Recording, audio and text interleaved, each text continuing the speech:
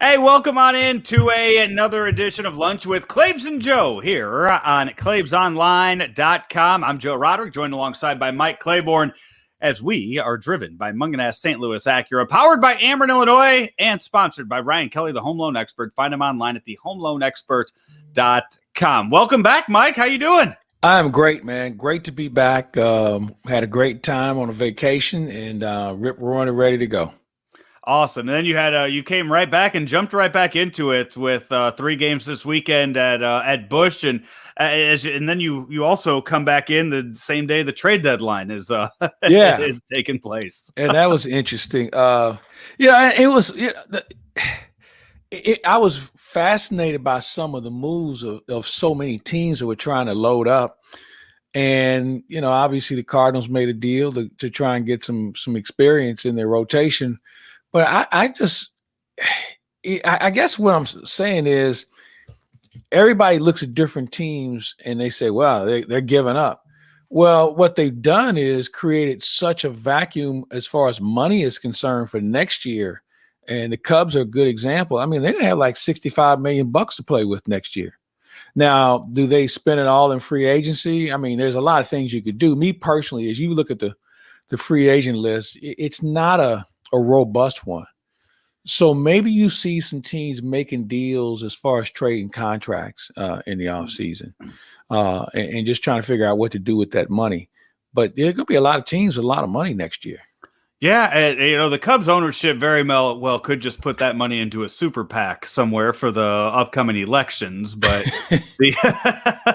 the Cardinals too have they have money coming off the books when you look at the Carpenter deal, and I think people forget that they're paying a significant amount of money to the Angels to pay for Dexter Fowler's contract, and Fowler's been hurt all year, and I don't know the logistics of how that works with the insurance and how much money they're getting back because he's been hurt all year with the torn ACL. So I don't know how much that ends up making, but there is a lot of money that the Cardinals will have to play with as well next year. And you could look at, you could see when you look at the deal they made, similar to what they did with Goldschmidt a few years ago, where they traded for him and there were still some years left on that deal and they just extended it. And then it's having that money to play with moving forward too is something you could easily see them do. Well, and let's throw this into the equation. This was going to be a big year for Jack Flaherty arbitration wise. And because of him being down for so long, that arbitration won't be there. So, I thought the Cardinals were going to probably be stuck with maybe paying anywhere from $15 to $18 million if he had continued the season he had when he started. That's not going to happen. So there's more money that they're going to end up saving. But again, I don't want to see them go out and overpay for players just because they have the money. And I think that's something we all need to take into account. And if you don't think that's the truth, then, that's why we're excited that the Dexter Fowler money will come off the books. I mean, Dexter was a good idea. It just didn't work out to everybody's expectations. So you got to be careful when you start committing that sort of money just because you have it. No, yeah, that's, looking at and not only that, like with the Carpenter deal coming off the books, a move like that doesn't, not only does that free up money, that frees up that roster spot that right now is just kind of there. And you kind of look at it and you wonder what his role is on the team from week to week. And, I think there have been plenty of times this year where you wondered if Matt Carpenter would still be on this roster come August, come September. You're right. But now, there's no chance he's on the team next year. And that allows you to have that spot to do something with. So, yeah. And let's throw in the fact you'll have another spot with regard to the DH next year. The roster's going to look different. It's going to look different in a lot of different regards. There's still some people I think they're trying to evaluate going into next year. And, when you think about what about Paul DeYoung? Does Tommy Edman find a second base position, or is he a utility guy? So the middle of your infield, including Yadier Molina, all may have a different look next year. So there are a lot of things that they're still having to go in and evaluate and then see who's available. So there's a lot of evaluation time that's going to take place, not to mention you're trying to get back into the race.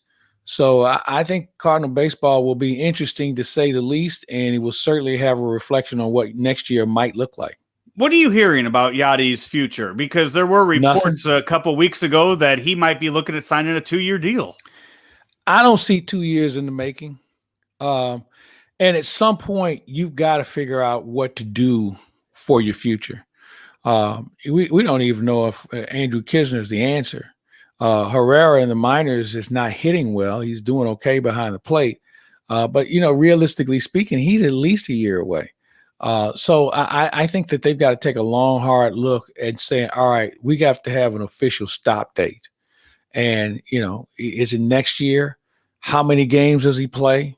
I mean, is Yachty a 3-day-a-week guy? Is he a 4-day-a-week guy? Whoever is going to replace him needs to play. And I don't know if that guy's in this organization or is he somewhere else, but whoever it is, he's going to have to play at some point. He cannot sit and get 30 games in a year and then turn the keys over to him the following season. Can't do it. I caught 4 yesterday, Claibs, in our alumni game. 4 pitches? No, 4 innings. I was back okay. there. I had the gear on 4 innings yesterday. So, hey, if the Cardinals want to give me some money to catch 30 games next year, I'm in. I wouldn't hold out on that. If you got something else you want to do, I'd go ahead and follow through on it. I mean, I'll be 37 next season, which is still younger than the majority of the starting rotation is right now. So if that's the direction that this team is going, I fit in very well to that. Stopgap. Exactly. Temporary. It's not going to be something that's going to last for an eternity. So if you have something else to do, I'd follow through on it. I'm just, hey, if you want to sign me to a contract extension for Claibs Online, we can be in the mix, but I'm pursuing other opportunities as well. Okay. So. Well, I wish you the best on that. I know it won't be catching in the big leagues. I can assure you of that. How weird was it to see John Lester in a Cardinal uniform this weekend? Well, you know what? It's funny you say that because we didn't see him until about noon because he didn't get here until late yesterday morning. They gave him the time off because yesterday or Saturday was his kid's birthday and he had opportunity to stay at home. So he didn't arrive at the ballpark until maybe noon. But just the whole aura of him, knowing him when with the Red Sox and obviously all those years with the Cubs, and how he had kind of had his way with the Cardinals there for a while, it was a little different. And the same for Jay Happ. Jay Happ was a guy that the Cardinals had looked at on a couple of different occasions. And I ran into him last night for dinner, and we were in the same restaurant, and we just stood there and talked. I said, man, I remember when you first started. And they're saying you're old. So what does that mean? What does that make me? I mean, and I think that he just needs a change of scenery. I mean, he's a very detailed guy. And every team he's ever played for, he's had some reasonable success with the exception of obviously Minnesota. And there were some years in Houston where he had a little bit of a rough ride. But, this guy was a 20-game winner before. So he understands how to pitch. And I think he's even learned how to pitch at this age more effectively. And he's a lefty. So as we've seen, left-handers have a longer shelf life. And let's just hope he has a little bit more left in his career here in St. Louis. When you look at somebody like a John Lester who had history with the Cardinals, you mentioned with the Red Sox and the Cubs, and looking at him now joining the Cardinals, who do you compare? Is there somebody to compare that to? I want to say Smoltz comes to mind with joining the Cardinals after being a rival of them for so long. Who else would you put in that category? Yeah, I would put Smoltz in that category. Who was the other guy, the rusty nail that we used to have? The guy that was with Houston, the one that was with Houston and then came here and was good in the bullpen for the 1 year. No, you're talking about Russ Springer. No, not Russ Springer. No, Bud Norris. This guy was Bud Norris. No, not him. I want to say his name. It was John somebody. Remember, he was with the Angels for a long time. He was with the Red Sox. John Lackey. Okay. Yeah, kind of reminds me of him. Now, I don't know if he's as crusty as Lackey was. And I got along with Lackey great. I remember we had a little throwing deal. And we were playing Cleveland, if I'm not mistaken. And they kept throwing at Holiday. And it was Lackey's turn to pitch. And he didn't waste any time. He drilled Kipnis, who was their best player at the time. And it was like, yeah, well, let me show you how it feels. and he was a rusty nail. He was a gritty, tough guy. He was a little surly with the media, but he was an honest guy. And, I think every now and then you need that sort of guy. So I don't know what sort of guy Lester is at this point in his career, but it can't hurt. But speaking of surly guys and bench clearing brawls, did you see La Russa out there doing the 100-meter sprint? I saw it, and I appreciate Tony's effort. But that's how old people get hurt, just running that hard. I mean, and I get it, I appreciate it, and I think that's why the catcher, his name escapes me, just kind of looked at him like, "What the hell are you doing?" You have a whole bunch of guys that I'd rather deal with than you. But Tony trying to protect his player. But I'm just glad that nobody took him up on his offer. I mean, can you imagine beating up an old man? I mean, it would have been, you're talking Pedro Don Zimmer type of yeah. So I mean, it was when I saw it, I just kind of shook my head like, come on, man. There's a lot of things you can do, but you ain't scaring anybody with that act. So who do you think won the trade deadline this weekend? Well, I don't know. It's you saw a lot of names moved around. You have to think that San Francisco has to feel good about their acquisition, and that tells me that Longoria was more severely injured than they led on to believe. I think the Dodgers probably helped themselves because I don't know if Bauer's coming back, so they're going to need a little depth there. But I'm a little concerned about the Dodgers bullpen, and especially the way Dave Roberts uses it. Well, just about any manager, the way they use it. So I'm really not sure. Can you say the Yankees? Well, they always load up. But I got news for you. If they don't win, their manager, Aaron Boone, could be a little trouble because they've gone out and tried to get him everything and anyone that they've needed, and they still can't find a way to get by anybody. So I'm not sure if there's a clear-cut winner. I think most teams tried to make a legitimate effort, the ones who were in contention. I think San Diego's a team that's probably a little frustrated they didn't do a little bit more. I don't know how Jake Marisnick helps them as far as their outfield is concerned. So there's some things that you look at and you say, yeah, but. So I think we just got to let it play out. It's just interesting that Brian Cashman, it seems like, just realized last week that he needed left-handed bats to play at Yankee Stadium to go out there and get Gallo and Rizzo. But I do think, speaking of Tony La Russa, seeing here how he likes to use and manipulate the bullpen come postseason, adding Kimbrel to everything else that he already had in the bullpen, kind of shows you that Tony La Russa is going to manage the White Sox in the playoffs the same way that he managed the Cardinals in the playoffs. Well, it worked for him. What? It worked for him. Yeah. I think, go back to your original question, Joe. I think maybe the White Sox helped themselves the most because this thing is going to be about pitching. Okay. You can have all the bats you want, but if you don't have some pitching, and the way we shorten the game now for relievers who have more of a role in the games, I think Tony's bullpen is set up really nice to be able to get into the postseason and make it interesting.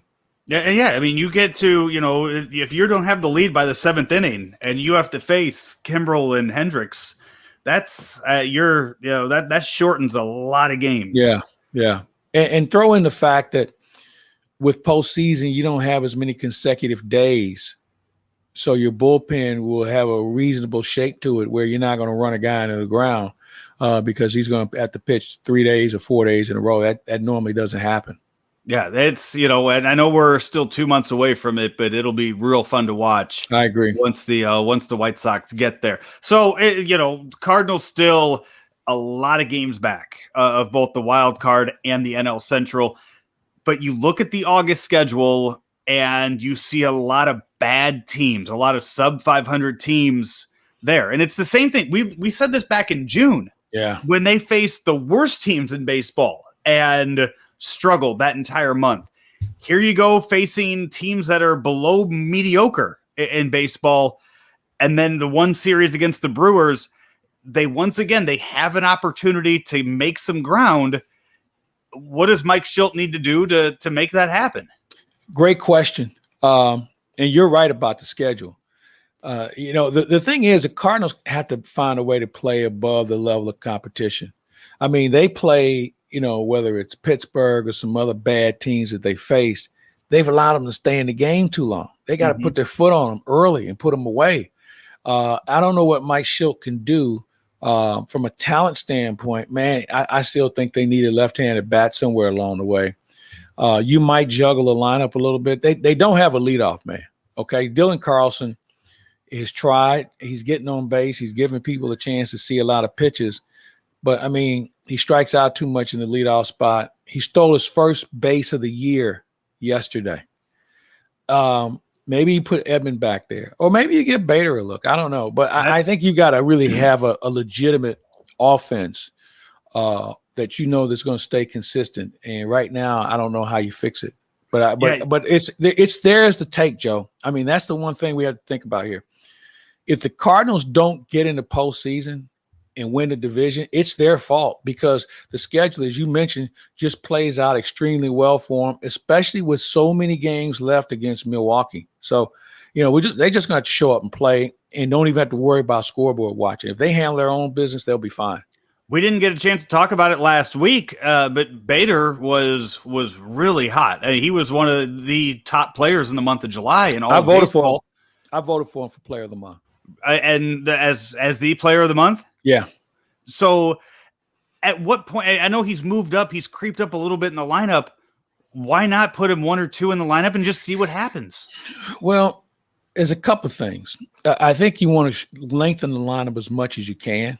And that's what they've done. If you notice, I mean, this was a 1, 2, 3 batting order as far as guys who had some offense. Then all of a sudden, O'Neal starts to play better. Yachty's better in the 5 than he is in the 4 spot. And then that's where the fun begins because then you had Edman. He was hitting 6. And then you had Bader and DeYoung down at the bottom. But now Bader's creeped up. And that 6th spot in the order get you a lot of at-bats over the course of a game. So maybe they think that's a safe spot where they can still get some run productivity because he can go from first to third on a base hit. He can score from first. He can do a lot of things. He's not going to clog up the bases. He doesn't hit into a lot of double plays. His strikeout total has dramatically dropped compared to years past. So maybe that's a safe spot for him.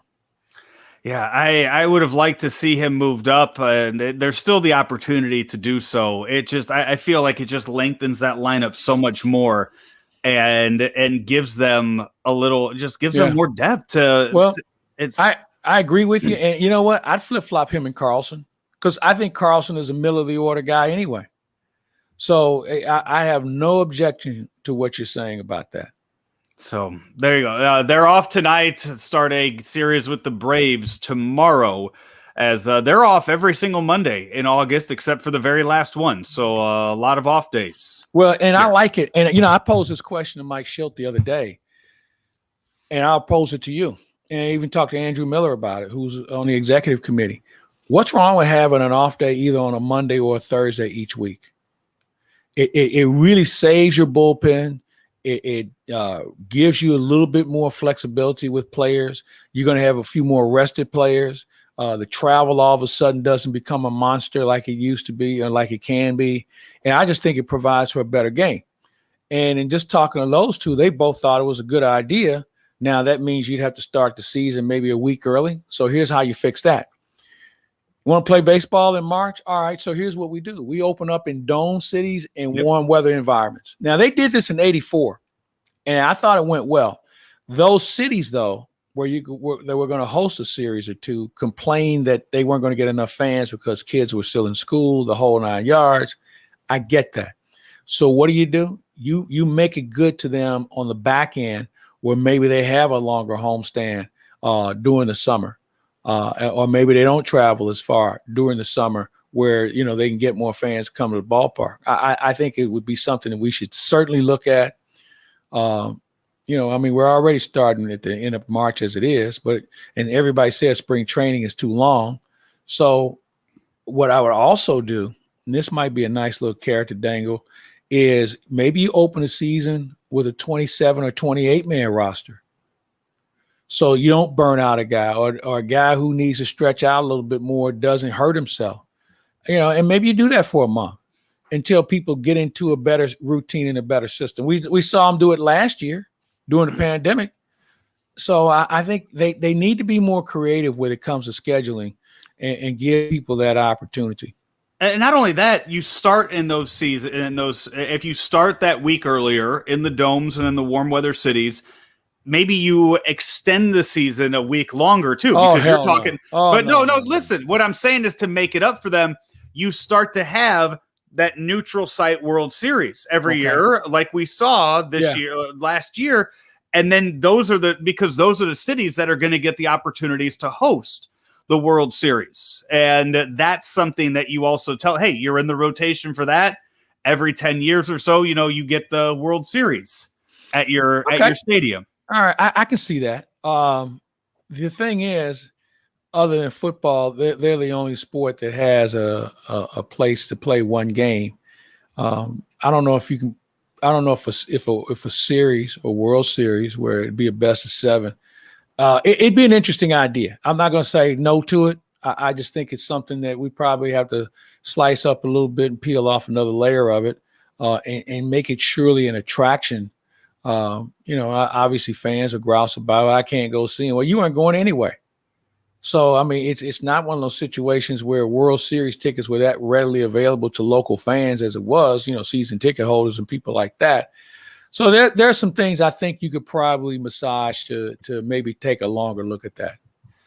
This is Lunch with Claibs and Joe here on ClaibsOnline.com, driven by Munganess St. Louis Acura, sponsored by Ryan Kelly, the home loan expert. Find him online at thehomeloanexpert.com, and, of course, Ameren, Illinois. Every day, Ameren, Illinois works to deliver reliable energy throughout the state to on-the-go families, in-the-know grandparents, and busy students. But did you know we also have ways to manage your energy? Paperless billing, outage notifications, pick a due date, auto pay, and so much more. So no matter who you are or how you use your energy, there's an option that's right for you. Learn more at amerenillinois.com/options. Moving on to the Blues, as Claibs, you were out of town as the off season began for the Blues. It starts off with the expansion draft. You have the Tarasenko drama that's in the mix, and then you start seeing some trades being made. And the big move so far, going out and getting Pavel Buchnevich from the New York Rangers, and then immediately signing him to a long-term extension.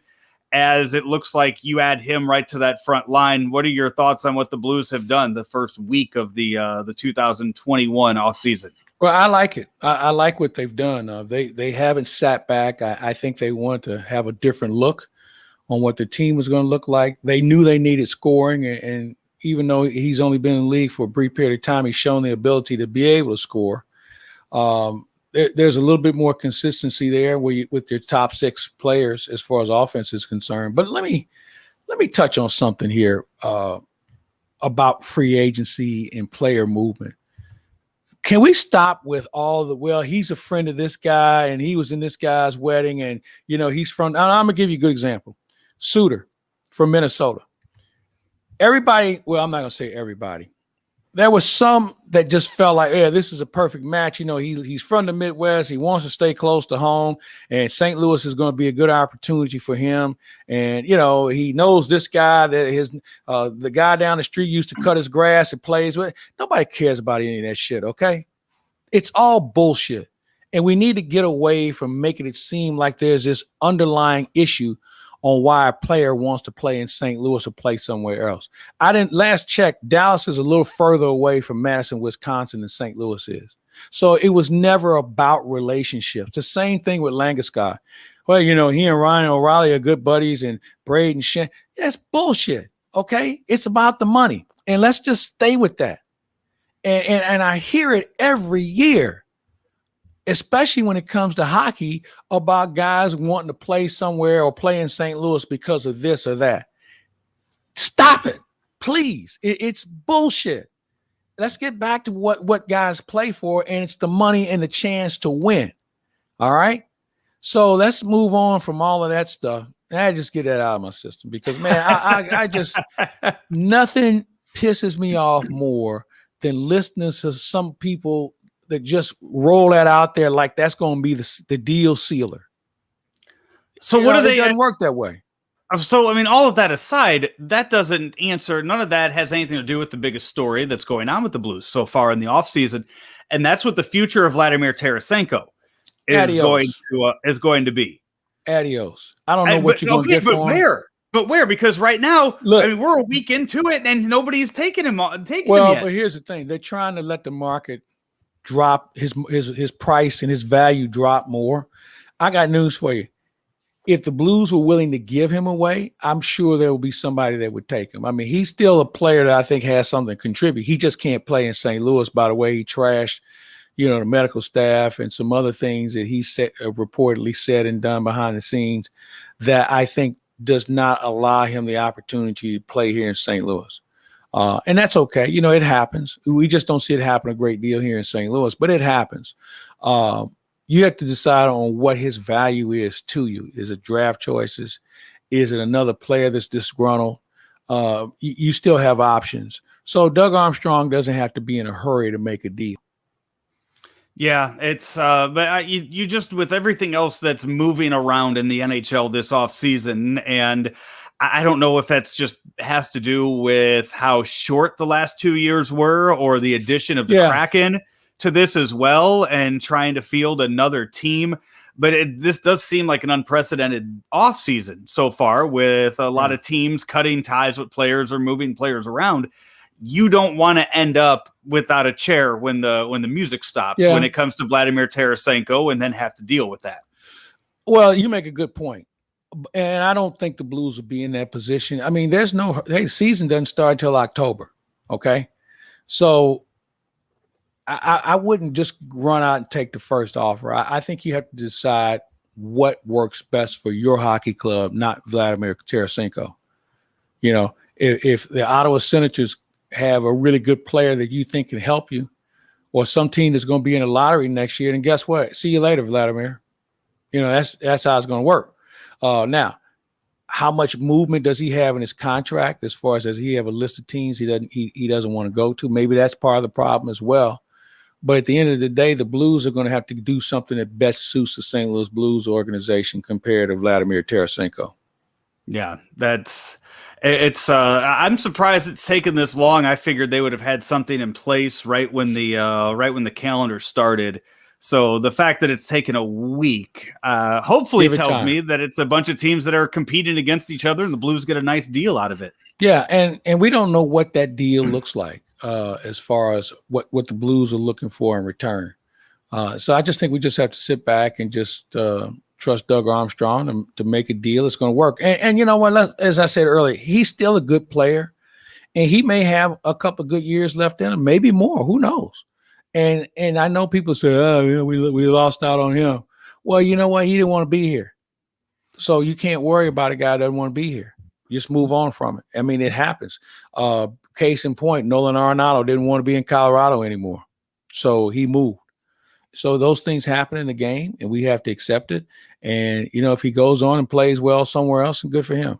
What's more important to you on the return of Vladimir Tarasenko? Is it salary cap relief or is it the players or picks that you get back? Boy, that's a good question. I think I'd rather have the cap relief because the cap's going to be flat this year. So one of the problems the Blues had last year, they were backed up to the cap. I mean, they were backed up. They didn't have a lot of flexibility movement wise. And I didn't really have a problem with that. I thought that was a team that was suited to compete in postseason. It obviously didn't work out that way where they didn't go long in the playoffs, but I think you want to have a little bit more cap flexibility in the event of somebody making themselves available at a trade. So I'd rather have the cap flexibility than getting more players, unless it's a legitimate defenseman that can do some things for you. Blues are still a defenseman short, in my opinion. So they need to figure that out somewhere along the way. So maybe that guy's out there for one reason or another. I just don't know who it would be. We will take another short break. When we come back, talk a little Olympics and wrap things up right here on Lunch with Claibs and Joe right here, claibsonline.com. St. Louis Acura has an unbeatable selection of new cars, like the new TLX with $2,500 in loyalty conquest offers and 0.9% financing for up to 60 months. We have all new 22 MDXs with 1.9% financing for up to 60 months, or get a great deal on a new lease. You can get the 21 Acura ILX as low as $239 per month for 36 months, or the new 21 Acura RDX for as little as $399 per month for 36 months. St. Louis Acura, better than ever for you. Claibs, I know you were what, out of the country, right? This past week. So when you were you were on a beach somewhere, probably. Did you care at all? Have you followed much of the Olympics this past? Yeah, I become more engaged, but I was never a guy that got caught up into the first week. I'm not the biggest gymnastics fan. I enjoy swimming, and now we've got track and field coming on board, and there've been some other sports that I paid attention to. But I really didn't have the craving interest in the Olympics like I've had in the past, and it's starting to warm up a little bit. The unfortunate thing about the gymnastics thing was the fact that the Simone Biles issue comes into play, and that created a lot of other issues, with regard to competition and just the whole aura of the Olympics without fans. And there are a lot of people who felt they should have never staged them in the first place. But, these athletes have competed and practiced and trained for so long to have this opportunity. It's just in a different environment. But, so far, so good, I guess is what we can say. Yeah, and it's just so weird to see some of these events taking place and not hearing the roar of the crowd in the back. When you watch the swimming and you don't hear the crowd getting into it for those last 25 meters of the race, or you're watching these sprints and you just don't hear the crowd just go crazy when the gun shoots off. And just to hear that stuff is so just it is so crazy to think to realize when you think about it. But then you could sit back and you can watch some of the other ones. I was watching the long jump last night because it was what they were doing: the hammer toss, the long jump, and the 200 meters, the women's 200 meters, all around at the same time on the track. And you see these guys jumping 28, 29 feet. And you go and you get a tape measure and you go in your living room and just kind of lay that out there to see what that is in real life. And then you kind of look and you go, damn, like. Well, I appreciated the long jump. I remember when Bob Beamon, set the world record that lasted forever till Mike Conley, who's a friend, Mike Conley Sr., when he broke his record. And I was like you said, that's a long way to, even with a running start, for them to do it. And I always remember when Beamon broke it, he did it in Mexico City. And that's a city at altitude. And they were like, well, you can't really legitimize it because, he broke it at altitude. Well, it was a world record. I said, well, it was in this world. So, what's the difference? Didn't anybody think about that when they decided to host an Olympics in a city that was above, it was over a mile above sea level. So who cares? But, it is when you look at some of these athletes and what they do, and then you think about, man, that is a little hard. And even in gymnastics, which I said I'm not the greatest fan of, but I appreciate it because it takes physical skill, and it's something that I wouldn't even think about trying. So I appreciate it. And I think the reason why I struggle with it, trying to give it more credibility, is how the scoring works. And I've got this thing about sports where when you leave it in the hands of another person, then it's hard for me to really give it the credence that it deserves. Because there's always that third element. It's not you and me. It's you and me and a judge. And that's why I always appreciated the sports like boxing. They said, well, he's got a referee in the ring with him. Yeah, but he can knock a guy out too. If I knock him out, then guess what? The judge has no impact. We don't have to go to the card. So in this situation with gymnastics, it's all about somebody else thinking, yeah, that was pretty good, compared to the other sports where you can decide your own fate without having a judge involved. Yeah, and that's winding down in the next couple days, the gymnastics part of it. Now you're seeing more and more track and field start to pick up. And we haven't seen boxing yet either. I mean, we got some real competitive events that are going to be coming up this week that I will be paying closer attention to. I'll be big into the track and field stuff, but I did find myself the other day. I was watching, it was the 800 meters, and that's 2 laps around the track. And I was sitting there and looking at their times, and I was sitting there questioning. I was like, I feel like that's kind of slow for whatever they were running. And then you decide to go out and try it, but then I'm thinking, I was like, I mean, they would still beat me by a minute, but I'm sitting there and I'm like, okay, those are Olympic athletes. I kind of felt they were taking it a little too easy in the qualifying heats. Well, you know what? You do run into that where it doesn't seem like they're just turning the jets on. And I know what you're talking about. I was watching an event, I guess it was last night as well, and you could tell that they were saving something. And I think that's all about pace and all about understanding that there's more in front of you. You just want to qualify. And with each heat, when they start to whittle it down to that final group, that's when you see it turned up a bit, and you see why they are the greatest athletes in the world. But then for something like swimming, so the Katie Ledecky was just, I think she was in it, but you saw the 1,500 meters swimming, the 1,500 meters swimming, which is close to 1 mile of swimming. So I'm doing in 27 days, Claibs, I'm doing the Chicago Triathlon, which starts off with 1,500 meters of swimming right off of Navy Pier in Lake Michigan. Now, these Olympians are finishing this freestyle, doing that in about 15 minutes is what they're doing this in. And I'm sitting there and looking at that. And as I've sat there and kind of figured out what I want to finish this in, like what my goal is, my swimming portion of this, I'm hoping to finish it in under 45 minutes. And the Olympians are going out there and doing it in 15 minutes. Yeah, but you know what? Here's the difference, damn. though. Their environment is more controlled than you going to swim in Lake Michigan. So I understand where you're going with this. And I think what you're doing, to me, is harder than what they're doing. I really do. I think what you're doing in an uncontrolled environment, you're swimming in a lake. It's not this nice chlorine-filled pool. You got the lanes. The water temperature is just right. What you're doing is, I think, much harder than what they're doing. All right, well, both of them are hard. The triathlon that they did last weekend, they finished that in like an hour and 45 minutes. The total thing. That was the swimming, the biking, and the running. And I'm sitting there, I'm going, okay, if I could finish this in 3.5 hours, I'll be happy. And then they're going out there and doing that in half the time. I'm like, all right. Yeah, but I mean, think about it. I just went and swam in a lake for the first time and did it that way last weekend.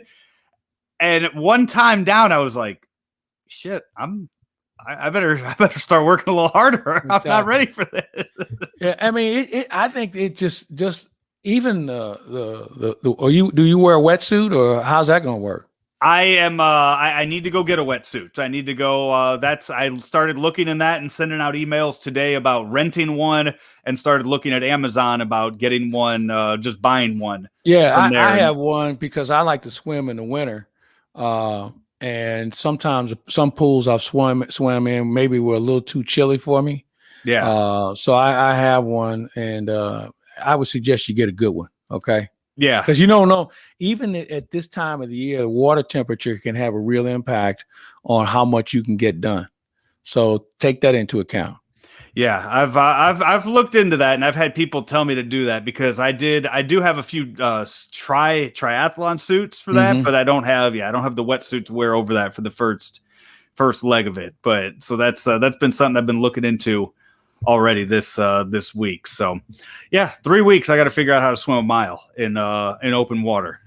That's well, as Astro from the Jetsons once said to George, "Rots of ruck, George." Yeah, and that's also now with one bad wing too. So it's got a lot wrong with me. Look, man, there's no pity parties here. You signed up for all of these grueling events, so there will be no tears shed for you.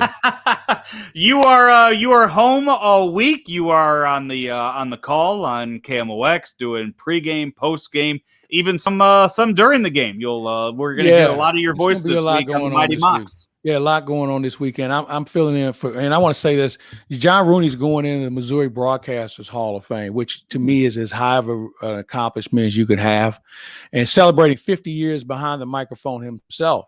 Not all with the Cardinals, obviously. So I'm filling in for him. He's being honored this weekend down in Springfield, and I couldn't be happier for him and what he's been able to do in multiple sports. So I'm filling in for him, and I want him to have as good of a time as he can have. And I couldn't be more proud to say he's a friend. That's awesome. As I've said many times and told this story many times, John Rooney is who I grew up listening to as a kid, listening to White Sox games. So that's really awesome to hear that he's going in there this weekend. And then Isaac Bruce finally goes into the Pro Football Hall of Fame this weekend, a year late due to the pandemic.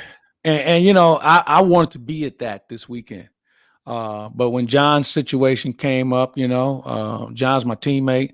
But had John not been going in this weekend, that's where I would be in Canton. And I was talking to Tony Wiley last night. He's going in on Thursday. And I mean, and I don't know if you've been to a Hall of Fame ceremony over there. Mm-hmm. The cool thing is the after party. I mean, so the last time I went, I'm trying to think, it may have been Falk.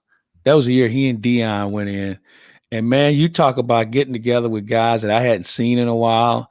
Mike Martz and I we stood in the corner for a half hour just catching up. And he and I weren't on terms. When he got fired, he and I were not on terms because of somebody else getting involved in something that allegedly had been said that he realized it wasn't me. So we sat in the corner for about a half hour catching up. And we've stayed in touch since then. And I know he's going back for Isaac. But the people that you see at this party is one that you normally won't see anywhere. I think Ben Boyd, I think I got Ben Boyd in. And Ben was like mesmerized by the people who showed up for this event. And I think you'll see a huge gathering this weekend of people. And I think, Joe, as I've gotten older, I realize that there are times when I go to these events, there's somebody I'll never see again for one reason or another. So I truly cherish those events, and I'm so happy for Isaac Bruce, who I got to know when he first got here. And I don't know if you remember the first play Isaac Bruce made as a Ram. No, he blocked a punt in Green Bay. Remember the first game was in Green Bay to play the Packers. He blocked a punt. He was on special teams, and I always felt that Isaac Bruce was not only a great receiver, other than John Taylor, who played with Jerry Rice with the 49, he might have been one of the most devastating downfield blockers this game has ever seen. I mean, and I always kid him now. I said, if you played now, you'd be fined every week because he would lay out those safeties and those corners who weren't paying attention on that crossing route, and he would just splatter guys. They run that sweep, man, and he get that inside linebacker and blow him up. Now you get a penalty for it. But there weren't many guys tougher than Isaac Bruce, and what he is as a person, I don't even have that kind of time to explain what a wonderful human being he is. But man, there's nobody tougher than Isaac Bruce. I remember one time, Marshall Falk would probably disagree. I remember one day, and Jay Randolph was with us. It was Jay, myself, Isaac Bruce. No, not Isaac Bruce, Marshall Falk, and somebody else. I don't even remember who the other person. We were playing golf. We got on the subject of the toughest athletes. What sport has the toughest athletes? So, Marshall, football players, they do this, and that. And then I go back and I start talking about hockey players and what they've done. So, Falk goes back and forth. This goes on for about 3-4 holes, all right? So I think he realized maybe that his argument is falling on deaf ears. And so he's about to tee off. And he stops and backs away from the tee, and he looks at Jay and me. He said, well, hockey players are tough, but they're not tougher than me. So he basically gave up his sport of football, but he was going to make sure he knew that they weren't tougher than him. And Jay and I looked at each other and said, yeah, he could have played hockey. There's no doubt about it.